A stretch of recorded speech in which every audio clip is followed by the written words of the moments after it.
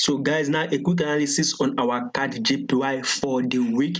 Please, before you go, don't forget to subscribe. I want you to subscribe, like, and share this video if you want. Also comment if you want. Now you can see our CADJPY. Those who have been following me or following my updates daily, if you are a subscriber, you would have seen where we've predicted our high move on a daily move, where we've been predicting our move, bullish move, and also where we start having this fall, you will be able to understand this. Now this week, definitely I'm still looking for a fall to around this previous highs here. We see this place as serves as a previous resistance level. We would want to be seeing our price to come here and test this area before we actually have that bullish move. Now let's confirm it. We see that our CAD will be looking for a drop on our CAD against our JPY. Now let's confirm it on our JPY index. As you can see now, we have actually been having a fall on our JPY, right?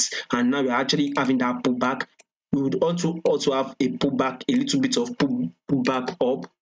Then we actually now be getting that fall. That is exactly what our prediction is showing us. So we want to have a more pullback, which will be a bullish move before you actually have a fall. So if you are having that bullish move, as we are wanting to see on our JPY, then any pair relating to our JPY should actually be falling, as we can see it now on our CAD.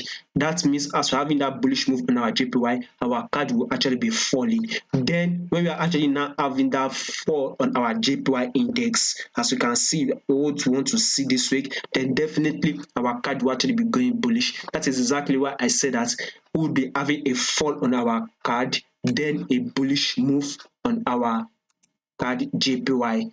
Now on our 4-hour time frame, as we can see, we would want to also have a fall, as we can see, to test this our area here. So that price has reacted here before we have a breakout.